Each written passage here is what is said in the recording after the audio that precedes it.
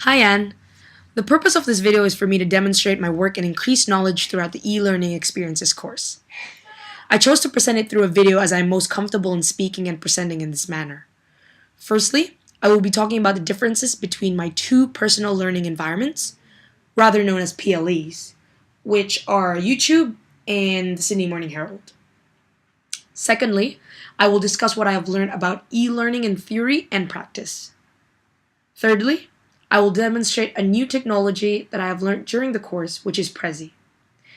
And finally, a brief conclusion of what I have understood about e-learning as a form of pedagogy. Let's begin, shall we? According to Wheeler, PLE, or personal learning environment, is a concept that describes how learners create and sustain their study through individualized tools and resources. My two PLEs, which are YouTube and Sydney Morning Herald, have a few differences between them. One obvious difference is that the Sydney Morning Herald is delivered through a text format, while YouTube is delivered through a video format. Another is the fact that YouTube is more of a social learning environment, meaning where you learn from strangers all over the world about a variety of things. Could be as simple as how to fry an egg, or could be as challenging as solving a difficult calculus math problem. Whilst the Sydney Morning Herald shares more important topics, and it has a serious learning environment, such as the news, what's going on in different places of the world, politics perhaps, sports updates, business-related matters, and etc.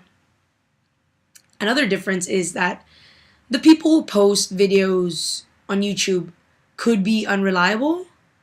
I mean, YouTube does not authenticate if what people say on their video on YouTube is accurate. So, whilst the Sydney Morning Herald has no choice but to be reliable, as many people who matter all over the world rely on them and what they produce. They also need to maintain their reputation, as there are a lot of other news sources out there. Lots of competition, basically. These are my two PLEs, as it gives me a balance between both worlds. If I feel like educating myself in a more entertaining way, I would go on YouTube. And if I feel like educating myself in a more sort of in regards to serious matters, I would go on the Sydney Morning Herald website, basically. Moving on. One thing that I learned about e-learning is that if it is done right, it can really produce great results. According to Coleman, e-learning does not only support the organization's goals, but also the learner's development. Which is true.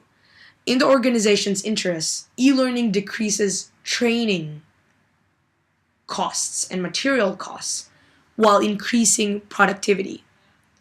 In the learner's development, the learner is able to access anytime, anywhere the information. Learning is also personalized, as the learner is able to control how to take in the knowledge they need to learn. Could be through a video, text, or audio note. Another thing I learned about e-learning is that not everyone is very accepting of it.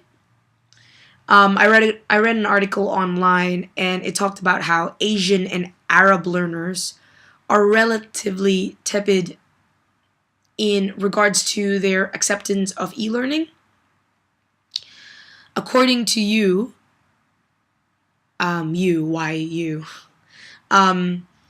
his name's YU.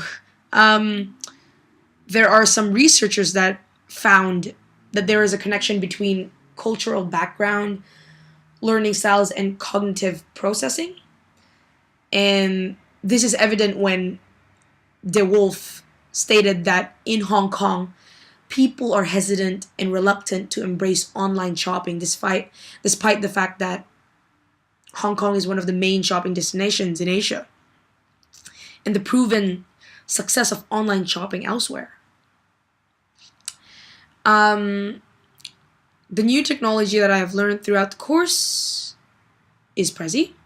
and I'm really glad that I was able to learn and discover this. At first, Prezi was very challenging for me to use. I was just so used to Microsoft PowerPoint. But then I started playing around with it, and once I got the hang of it, I was able to use different effects, and it was really nice. I could say that Prezi is an upgrade to an ordinary PowerPoint presentation. By using Prezi, it makes the presentation more lively with all the effects, which therefore engages the audience more. Prezi also had several options that weren't available in Microsoft PowerPoint, which is definitely an advantage. I also found out that Prezi is not known by a lot of people. I mean, I showed my friends Prezi and they didn't know about it, but once I started talking about their functions and their effects and everything, they signed up and they were very interested. In conclusion, personally I believe that e-learning is one of the best methods of learning. The generation now is tech savvy, and I believe that e-learning will only be bigger and used more in the next few years. According to Atwell, we cannot simply reproduce previous forms of learning. Instead, we have to look at the new opportunities for learning afforded by emerging technologies. Furthermore, not only does it give individuals the flexibility of when to access the information, but also it enables learners to educate themselves in the way that they're comfortable in. E-learning also not only benefits the organization, but the individuals themselves, which is a win-win situation. Thank you for listening to my video, and thank you, Anne, for a wonderful course. Hope to see you soon. And thank you. Bye.